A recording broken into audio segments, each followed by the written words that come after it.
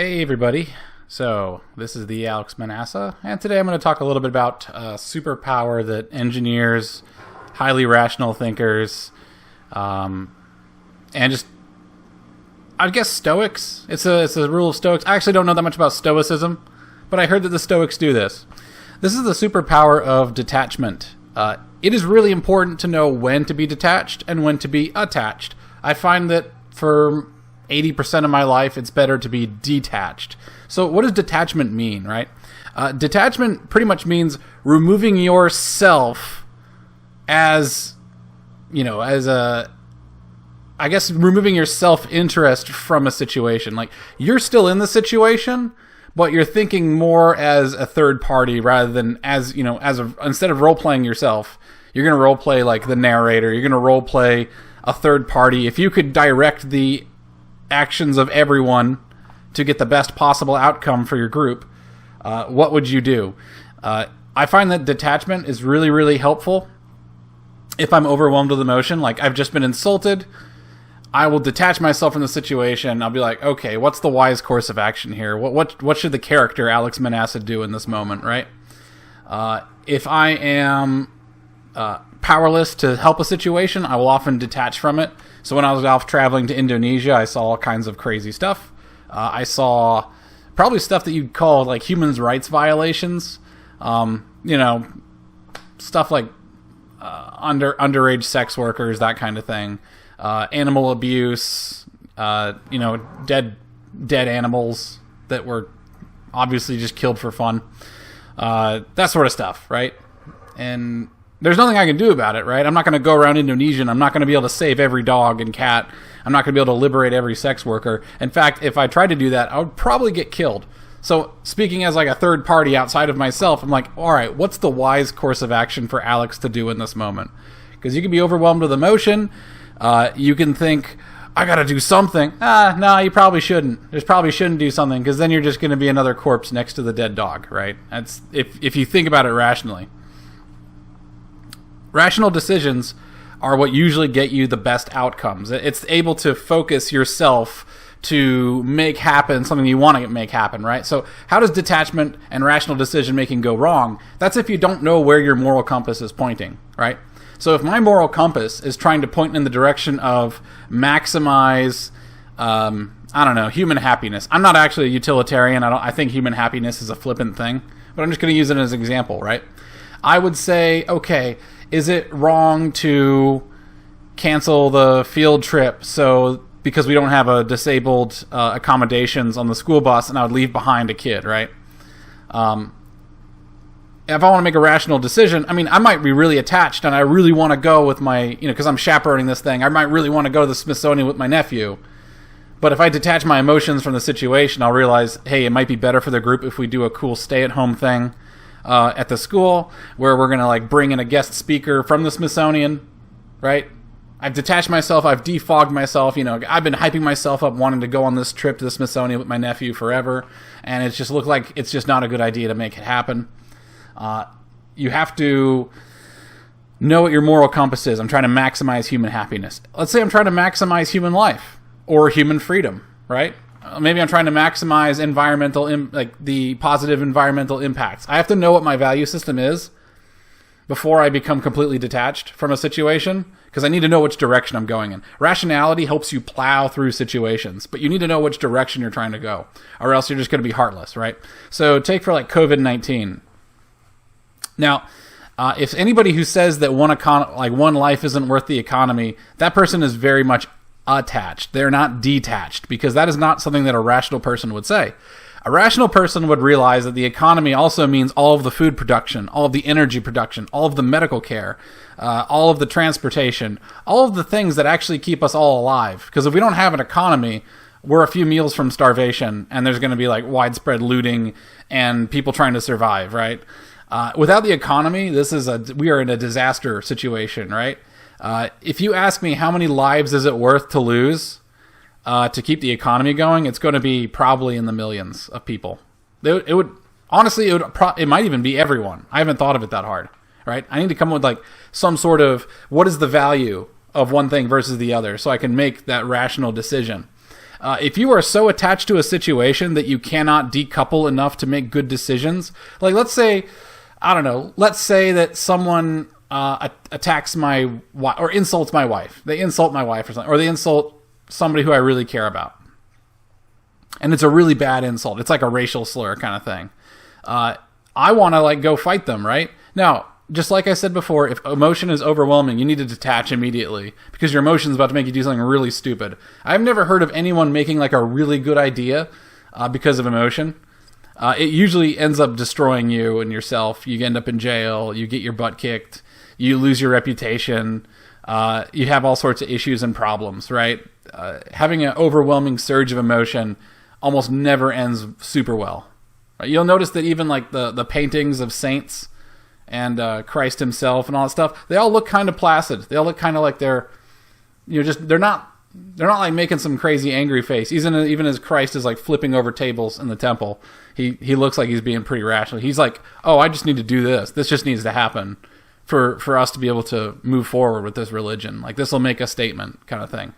Rather than I'm angry and going Hulk on it, right? You need to detach yourself from yourself as well. So if your value system says that the society that you live in is more valuable than yourself, and if you're a moral person, I think that's kind of a requirement, then your detachment should feed into that. Your detachment should say, okay, what can I do to maximize or assist my society? Your detachment should also make really sober assessments of yourself, of like, hey, I just can't work that many hours. Hey, step outside of yourself for a moment and look at yourself. Hey, Alex, when has this workout routine ever worked out where you have all these things you do? Like maybe detach from yourself and say, okay, your discipline is terrible. What's one thing we can do right? All right, let's just do push-ups every night. As many as you can and as many as you want to do, right? And I started doing that in February, I think, maybe March when COVID first started. And I went from like 25 push-ups up to like 60 push-ups I can do now. It's nuts. And that's just because I detached myself and said, okay, instead of shooting for the stars, I'm just going to take a step outside. That's the first step. Having a nice sober assessment of yourself is really important. And if you want to be detached and if you want to be able to improve yourself, you need to detach yourself from yourself. Because guess what? Criticism is going to make you really angry if you are not able to detach. If I insult somebody, if I insult their intelligence or like, and I have a good point, a lot of people, when you make a good point, they can't tell that from an insult. They can't tell the difference. And they get really flustered and they don't realize that they're wrong. Instead, they become stronger in their conviction to be wrong. And it doesn't help them at all. They just stay stuck and then they alienate more people, right? So I think that being able to detach yourself as soon as you feel insulted, you should realize that anger and feeling insulted or being slighted, that feeling of I want vengeance or I want to get this person now, has never helped anybody. I think it was a Buddhist saying is anger is like a hot coal that you hold in your hand waiting to throw it at somebody else, right? It just burns you more than anybody else. Staying rational, staying composed, not taking things too personally is really important. I think that a lot of people take stuff way too personally these days. I don't know why that is. I can't give anybody, like, especially younger workers who are not in the engineering field, if you give them criticism that's really warranted of like, hey, I read your letter and boy, did you meander. It took you forever to get to the point. That's just a thing that comes out of my mouth, right? That there's truth in that. If you wrote a bad letter and you were meandering and you were taking forever to get to the point, you can either be really insulted by what I just said, or you can actually take that as a little bit of a gift and use it. You don't have to like me. Probably if I said that, I don't want you to like me. I just want you to write shorter letters and get to the friggin' point, okay? Detachment is very, very, very important. If you are not able to detach from a situation, then you are not a leader. You're not a leader, and you never will be if you cannot detach from a situation. No amount of compassion or overwhelming emotion has helped a shepherd tend to his flock. It doesn't. The thing is, being overly attached is entirely self-indulgent. Let's say I take the analogy here a little bit literally, right?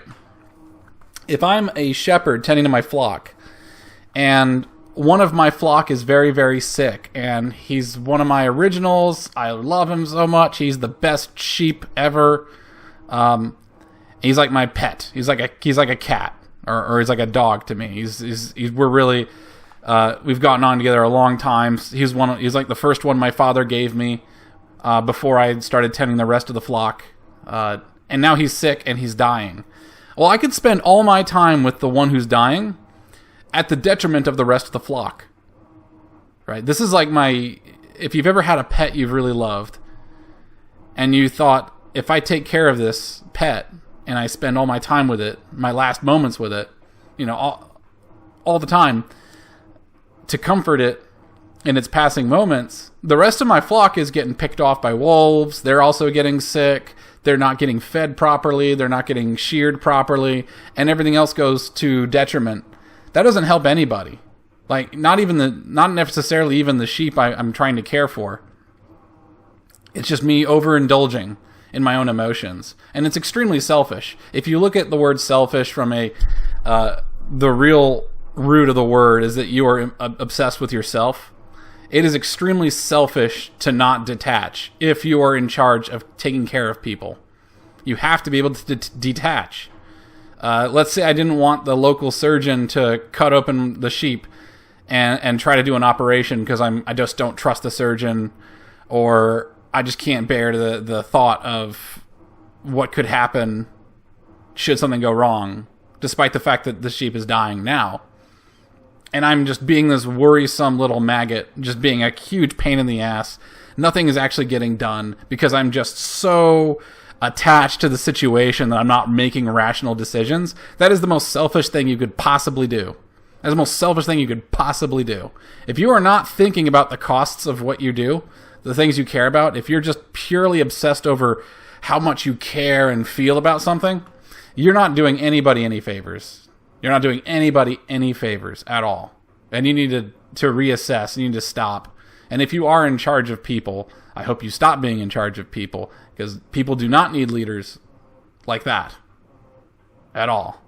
You need to learn how to detach from a situation, evaluate it objectively, make an assessment on next course of action that maximizes whatever it is that you think is valuable, happiness, life, health, etc., and then act on that. And don't let yourself get in the way of that. If you can do those things, then you are a rational person. Right? Another good example would be as if, let's say my father was dying and I was not a big fan of them taking his organs or using his body for research or something, right? I'm not helping anybody by just keeping that to myself and trying to keep him from getting to his body. If I'm shouting, "Get those butchers away from my dad," he's already passed away. He doesn't care. He doesn't live in that body anymore, right? It doesn't do anybody any good. It's just this pathetic display of emotion that has no basis of helping people or doing anything. In fact, my dad would probably want his organs to go to somebody else and for them to be helpful to somebody, right? I'm just being purely selfish in that moment. If you want to be purely selfish, then don't take care of other people. That's just selfish people don't make good leaders. All right? That one was a bit of a dour note, but I think it's worth noting here in 2020, as we all are attached to things, we need to let it go. I am voting for Trump. If Trump was bad for the nation, if I thought objectively he's bad for the nation, I would just stop. I just wouldn't vote for him. I'm not on the team. I'm not a part of the team. By the way, joining teams is the most attached you could possibly be. All right, there's one thing to be loyal, and there's another thing to be just joining a team and sticking with it like it's a religion, right? And idol worshiping in that way. If you are joining a team, join values. Don't join people. People are corruptible. People are easily misled. Principles that you hold to be true, those are things that can guide you. Those are the things that you should be sticking with. All right?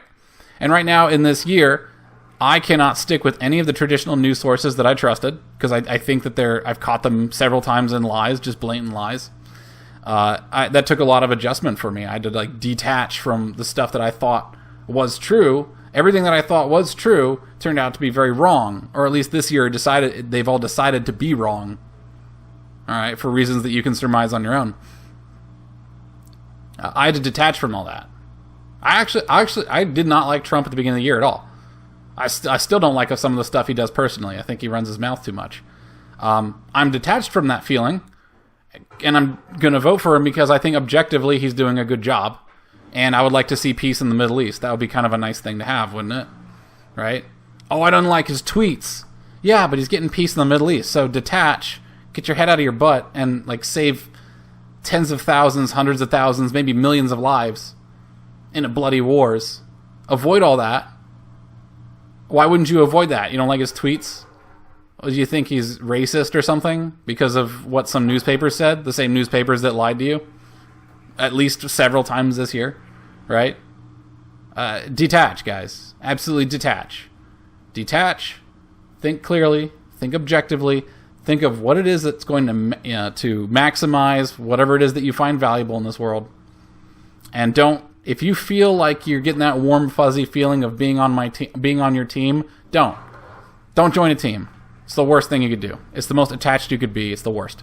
Do not join it. Even if you're a libertarian, don't join the libertarian team. Don't join the Democrat team. Don't join the Republican team. Don't join any team. I'm not even a member of a church. I'm very religious. I'm not a member of a church. I just do my own studies. Because I think a lot of churches are extremely weak and incompetent. I don't think they can manage themselves. I think they end up becoming hotbeds of hypocrisy and criminal activity, to be honest, if you ask me. And my dad has done the accounting for several churches, and he's found that to be true. You know? Why do I even need a church, right? I don't even like singing. I don't even like singing hymnals. Nah, team's gone. I took a look, objectively said, listen, this thing that I've grown up with my entire life has not done me any good and has actually been a massive source of work and worry. I don't like it. I don't need it. So I got rid of it, which is weird because it's like getting rid of a whole section of your family. But that's another thing. Like your family might be the thing you're attached to that's holding you down. Is it getting in your way? Objectively, is it actually helping maximize the things you think are important? Maybe they are, maybe they're not. They might be distracting the hell out of you.